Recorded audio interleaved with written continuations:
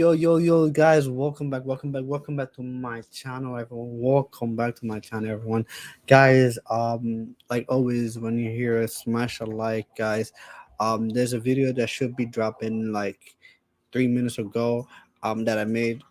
So check that out, guys. It's for me reaching 100 subscribers, guys. I can't believe it. Before the end of the month, I was best case scenario, I was hoping for the end of the month to get 100 subscribers. This is still have a couple of days left of the month, so and we already reached it. So shout out to you guys. Like always, like, share, subscribe, guys.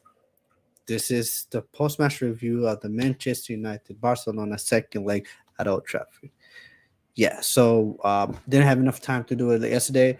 I was busy, so I'm doing it today. I know it's a day late, so bear with me. But let's get into it. Let's get into this match, guys. Like always, guys, if anything you guys disagree with, send a comment, send a live chat. I read it out. If not, you can always comment down in the video below. Um, yeah, let's get into it, guys. Manchester United 2, Barcelona 1. Manchester United 2, Barcelona 1. Um, Overall view of the game, frustrating game, to be honest, in the first half. I felt like Man United, we were a bit as a fan, a bit frustrated to watch us. Uh, we we um, we didn't control the game as much as I liked in the first half. I know in the beginning, of the first couple minutes, in the first about 5 to 10 minutes, we were pretty much on top. Bruno Fernandes was in, almost scored, saved by Ter Stegen, and then for whatever reason, we kind of conceded control. We started to lose the ball in midfield. We couldn't get a hold of the ball. I think Busquets and Kesse and De Jong pretty much had a good first half, and they were very. It was very hard to do anything in that midfield. I believe that playing Bruno as a right winger against Balde was, I mean, against Jordi Alba probably would have worked, but then playing it against Balde, which I believe is a better defender than Jordi Alba is, I felt like, yeah, Bruno had a tough time with Balde. Balde did very well, which and then we also had issue with Balde going moving forward as well. Um, and then there was like lack of people. Bruno had to track him back, which ended up Bruno ended up conceding the penalty, which I believe was an extremely soft penalty. But we move. It is what it is. Referees, man, you give a decision for them to make, and they will make it against Manchester United. That is a fact. Um, so yeah, they get a penalty. Robin Lewandowski, as you can see, scores the penalty. De Gea nearly saved it. Um, so yeah, let's just go into the lineups. This is how Man United lineup. We started with Aaron Basaka, Rafael Varane, Martinez, Luke Shaw, and David De Gea as a back five. And then we played our Brazilian the Brazilian midfield with Fred and Casemiro. Played Jay Sancho, which is something that he has been trying to do differently. Where he's been trying to play Jay Sancho like against Leicester when he came on as a number 10, and with shift Bruno off to the right, and then Rashford on the left, and Wakers up top. This is the way Barcelona set up. Andre Ter Stegen, yeah, Ter Stegen as their goalkeeper. Balde as a left back, like I said, that was different from the last game because Jordi Alba started. Um, you know,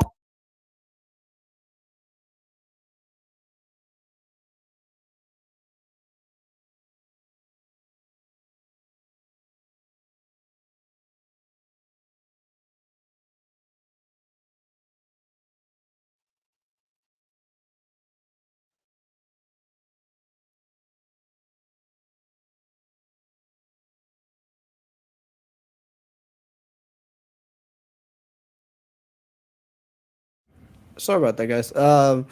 Like I was saying, yep, that was a difference that on that what you call it, Xavi went with Balde as a left back instead of Jordi Alba. He also started Marcus Alonso in the first leg. He started Christensen and Araujo and Jules Koundé, which is pretty much their strongest back five. Which some Barcelona fans was kind of confused why he switched it up in the first leg, but they started with their best back five. Sergio Busquets came back in. I believe he was suspended, so he just came back in. I believe he was suspended. Either he was suspended or was injured, but I know he was missing for. There's a reason why he was missing the first leg, and then KC came in for Pedri and De Jong, and then Gavi came in. Sorry, Roberto came in for Gavi, Lewandowski, and Rafinha. Um, for the most part, I thought there was as much as control that Barcelona had in the first half, they really didn't have much of a goal scoring threat. You can see that Pedri's ability to get inside the box, to big decisive pass to Lewandowski wasn't quite there. We didn't have the ability and athleticism from Gavi, where Roberto pretty much didn't offer anything. Rafinha, I think he just this he can't. I remember there was one moment where he cut and he shot, and the shot was way over the bar. But other than that, Rafinha didn't give anything much, and as other than the penalty, Lewandowski was kept very quiet. I felt Balde had a good first half. Jules Koundé had a decent first half, and the midfield three pretty much dictated the game for the most part in the first half. And then second half, this the most important thing. What happened was Eric Ten Hag changed it up. He took off Very Horse, put Jadon Sancho um on the right, put Rashford sorry, on the left, put Rashford up top, Bruno back in the 10, and then he put on Anthony. Anthony. Put on Anthony. This guy, Anthony. So put on Anthony. Anthony pretty much changed the game. Man United quickly score. It was a long ball by Licha to Shaw. Shaw back seals it. Bruno Fernandes bulldoze the guy. At that time, Garnacho did come off the central as well. Sorry, that was the second goal. I apologize. The first goal, I apologize. The first goal came from Bruno Fernandes on to Fred. Fred, beautiful, beautiful first touch, beautiful first touch, and with his left, with his weaker foot, slots it in past Ter Stegen in the first 2 minutes, 47th minute, insane, insane. And then Sancho went off. Garnacho came on to change the pace of the game.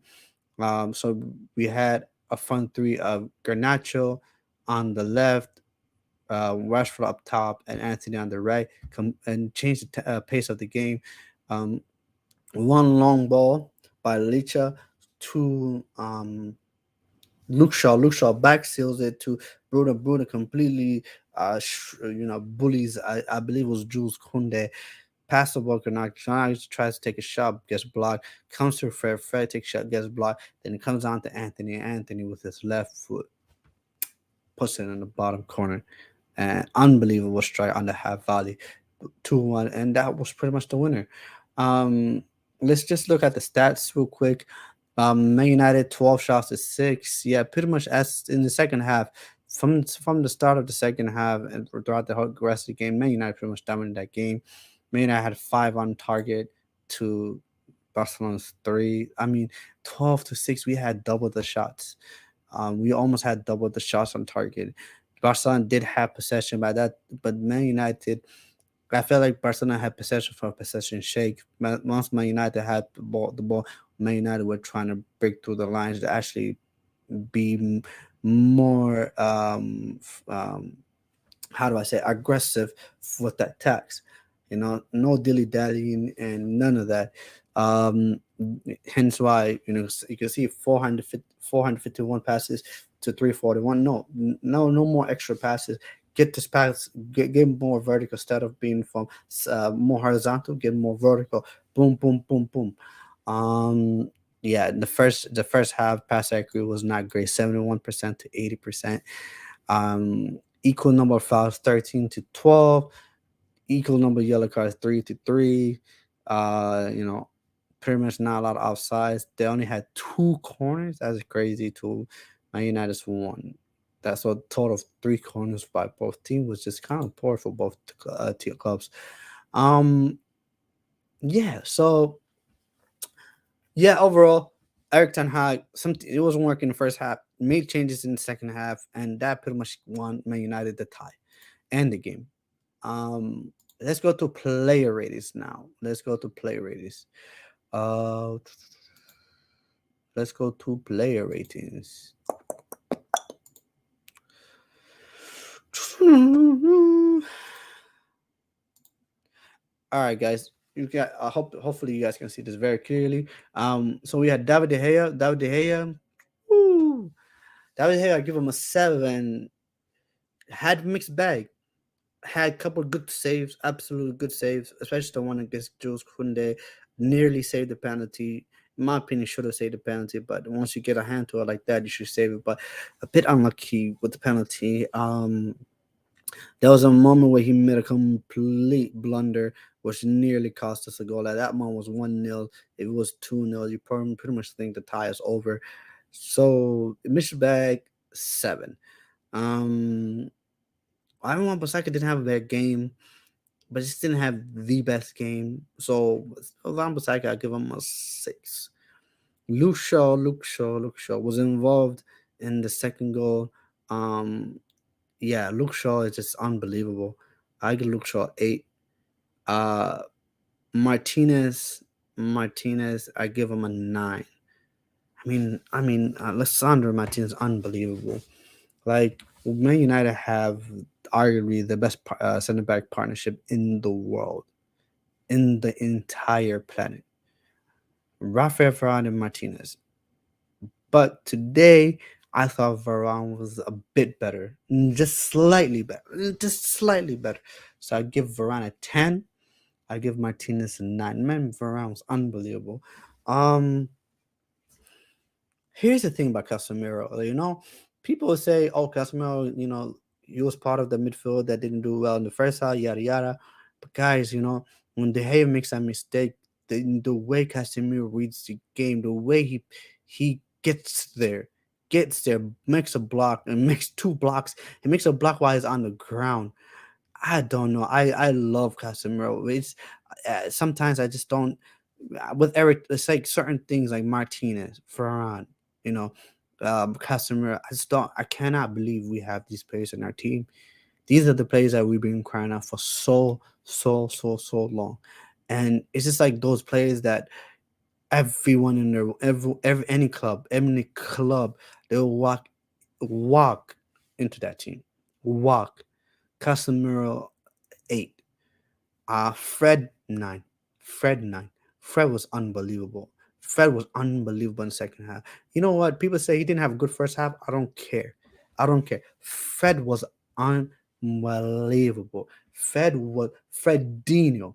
Fredinho. I mean, that goal was Romario esque, was Rivaldo esque, was R9 esque, is Ronaldinho esque. Unbelievable. Fred, I give him a 9. Fred was unbelievable in the second half. You know, people say he had a bad first half. I don't care. I could care less. Because it even gives him more, how do I say this? It's even much more impressive. How can you have us that there's a lot of players with they don't have the mentality to be just brush it off in the first half. Not it is what it is. Come out of second half and just destroy them. Fred will tear you apart again. Fred will tear you apart again. Fred will tear you apart again. Unbelievable. Unbelievable. Unbelievable. Fred, I give him a 9. Jaden Sancho didn't have his great game. I thought he was didn't really much have much impact in the game. I give him a 5. Bruno Fernandes, Bruno Fernandes, Bruno Fernandes, El Capitan, El Capitan, El Capitan, El Capitan. You know what? Bruno Fernandes would never. There's certain people out there they would not like. They would never like Bruno because he's not that type of player. But for me, something I was thinking. This is something that came into my mind when I was just thinking about the game and everything. Bruno Fernandes is a unique player. He There's very few players that have such a profound impact in the game. Certain, the issue sometimes certain players to even have an impact, they had to have a fantastic game. They had to have an elite game. They have a great game. Bruno Fernandes will impact the game no matter what type of game he has. He can have a bad game. He can have a decent game. He will always have an instrument. It's unbelievable, uh, unmeasurable impact in the game. Like that pass to Fred, that to find Fred like that, unbelievable, unbelievable. Even the second goal, involvement in the second goal. That's the thing. When you want to he is the definition of taking the game from the scruff of the neck. He is the difference maker. Bruno Fernandes, unbelievable. I give him a 9. Weghorst, I don't think he had a great game. I thought he was rightfully substituted. I give him a 5. Rashford, Rashford. I don't, to his standard, not the best game. I think he did. I think what today we saw today was like he did the job for the team. So for that, I give Rashford a 7. So let's go on to substitutions. So let's go. Weghorst went off. So let's change the formation. Rashford up top. We had Anthony, and we had Garnacho.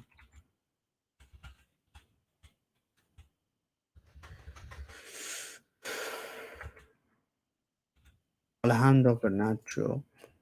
And then where Jadon Sancho is playing Bruno.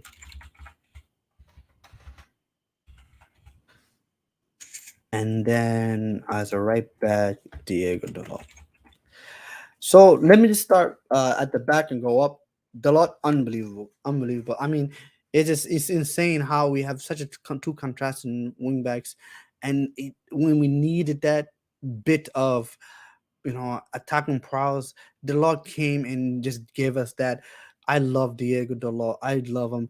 Unbelievable. I think he had such a profound impact in the game. 8. I give him an 8. Anthony,